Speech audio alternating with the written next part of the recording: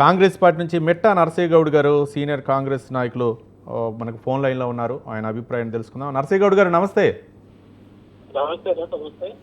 నరసయ్య గౌడ్ గారు, ఈరోజు ఢిల్లీ జరిగినటువంటి ఎన్నికలపై దాదాపు 58% ఎన్నికల పోలింగ్ అయితే నమోదైంది. ఉదయం నుంచి కొన్ని ఉత్కంఠభరితమైన జరిగినటువంటి ఎన్నికల్లో ఇటు కాంగ్రెస్ పార్టీ, ఇటు బీజేపీ, ఆప్ పార్టీలు ప్రధానంగా 3 పార్టీల మధ్య ప్రధాన పోటీ నెలకొంది. ఈ నేపథ్యంలో ఈరోజు జరిగినటువంటి ఎన్నికలపై ఎగ్జిట్ పోల్స్ అయితే మాత్రం తన సర్వేని వెల్లడించాయి. దాదాపు 10 సర్వే సంస్థలు అయితే మాత్రం వెల్లడించాయి. ఒక పక్క ఆప్కి అవకాశాలు ఉన్నాయి, మరో పక్క బీజేపీకి అవకాశాలు ఉన్నాయని, కానీ కాంగ్రెస్కి ఎక్కడా కూడా అవకాశాలు ఉన్నాయని మాత్రం దాఖలాలు లేవు. ఏ విధంగా చూడొచ్చు? ఈ సర్వే సంస్థలను నమ్మొచ్చా, లేకపోతే ఏంటి కాంగ్రెస్ ఏమన్నా ప్రభావం చూపే అవకాశాలు ఉన్నాయనుకోవచ్చా? వినిపిస్తుంది, మాట్లాడండి.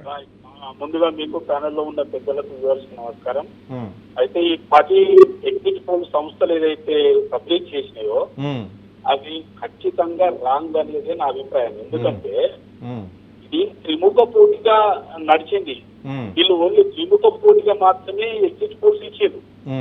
వాస్తవంగా డబుల్ డిజిట్ తోటి కాంగ్రెస్ ముందంజలో ఉంది. కాంగ్రెస్ పార్టీని విస్మరించి ఢిల్లీలో ప్రభుత్వం ఏర్పాటు చేసే అవకాశమే లేదు. ఇది వాస్తవం. 8వ తారీఖు నాడు మనం చూడబోయే నిజం.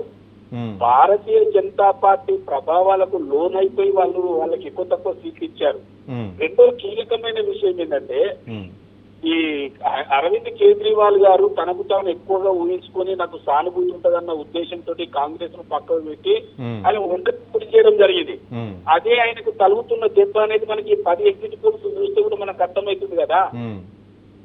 ఈ రోజు ఈస్ట్ ఢిల్లీలో ఖచ్చితంగా 10 సీట్లలో మెజారిటీ సీట్లు భారతీయ జనతా పార్టీ గెలుచుకుంటుంది పూర్వాంచల్కు సంబంధించి అనేది వాస్తవం. కానీ ఈ ఆమ్ ఆద్మీ పార్టీకి సంబంధించి ఒక కీలకమైన అప్డేట్ మీకు చెప్పాలి. ఏకంగా న్యూఢిల్లీలో పోటీ చేసినటువంటి అరవింద్ కేజ్రీవాలే ఓడిపోతున్నారు అనేదే వాస్తవం. ఎట్ ద సేమ్ టైం ఈయన సిసోడియా గారు కూడా ఓడిపోతున్నారు అనేది వాస్తవం.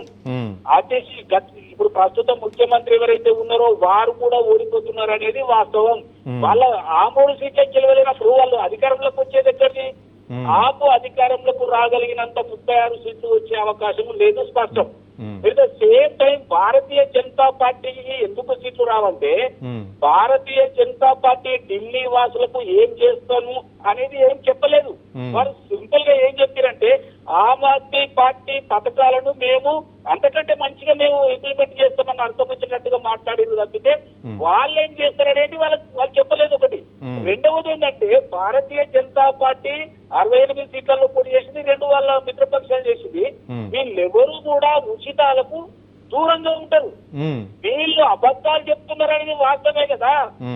ఉన్న ప్రధానమంత్రి అయినటువంటి నరేంద్ర మోడీ గారు చెప్పిన అబద్ధాలు ఏంటంటే, రైట్. నరసయ్య గౌడ్ గారు, ఎన్ని సీట్లు, 70 స్థానాల్లో కాంగ్రెస్ ఎన్ని సీట్లను కైవసం చేసుకునే అవకాశాలు ఉన్నాయి? మీకు ఇంకా స్పష్టంగా చెప్తాను చూడండి.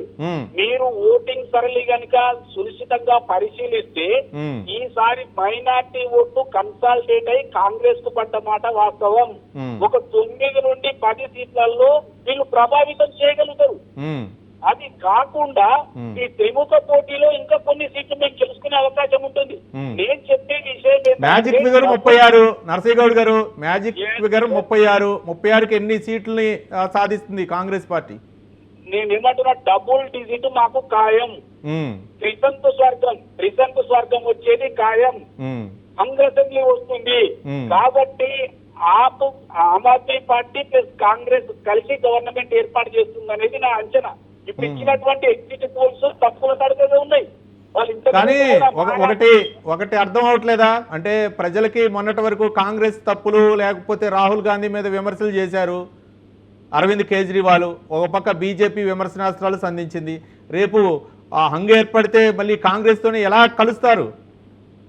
నేనేమంటున్నా, భారతీయ జనతా పార్టీ తనకు తాను ఎట్లా ఊహించుకోవడానికి ఒక బలమైన కారణం ఏంటంటే, వారు రియలైజ్ అయిన విషయం ఏంటంటే, ఎంపీ ఎలక్షన్లప్పుడు 54-55% వస్తున్నాయి, ఎమ్మెల్యే ఎలక్షన్ వచ్చినప్పుడు 25% వస్తున్నాయి. అసలు ఏ తప్పు కలిగిందని వాళ్ళు తెలుసుకున్న విషయం ఏంటంటే, పూర్వాంచల్లో ఉన్నటువంటి ఓటర్లంతా భారతీయ జనతా పార్టీకి అసెంబ్లీ ఎలక్షన్ లో వేస్తలేరనేది తెలుసుకున్న తర్వాత ఉమ్. వాళ్ళతోటి సపరేట్ పైపులు ఏర్పాటు చేసి వాళ్ళకు అనునయించారు. రైట్. కానీ ఈసారి ఓటర్లు మాత్రం డబుల్ ఇంజన్ సర్కార్ కావాలనే విధంగా ఇప్పుడు ఎగ్జిట్ పోల్ సర్వేలు అన్ని కూడా వెల్లడిస్తున్నటువంటి ఆ తాజా సమాచారం ప్రకారం డబుల్ ఇంజన్ సర్కార్ నిజంగా ఢిల్లీలో ఉంటే అభివృద్ధి సాధ్యం అవుతుందా, అక్కడ సమస్యలు మురికి కోపంగా ఉన్నటువంటి కొన్ని కాలనీలు అవ్వచ్చు, లేకపోతే త్రాగునీరు అవ్వచ్చు, లేకపోతే డ్రైనేజ్ వ్యవస్థ అవ్వచ్చు, కాలుష్యం అవ్వచ్చు, ప్రధానంగా ఇవన్నీ కూడా సాధ్యం అవుతుందని ఒక ఆలోచించారని చూద్దాం. శ్రీనివాస్ గారు, ఇంకొక విషయం చెప్తా మీ దృష్టి చెప్తా. భారతీయ జనతా పార్టీ చెప్పే డబుల్ ఇంజన్ సర్కారు వచ్చి ఇంజన్లే, అన్ని 100 ఇంజన్లు వేసుకొని పట్టాల మీద తిరిగినా వేస్ట్ అది. రైట్, చూద్దాం చూద్దాం. ఇంకా 2 రోజులు సమయం, ఒక్కరోజు మాత్రమే. రైట్, మధ్యలో 2 రోజులు మాత్రమే ఉన్నాయి. 2 రోజులు 8వ తారీఖు ఈ ఓట్ల లెక్కింపు చేపడతారు కాబట్టి ఎట్లా ఉంటుందో చూద్దాం.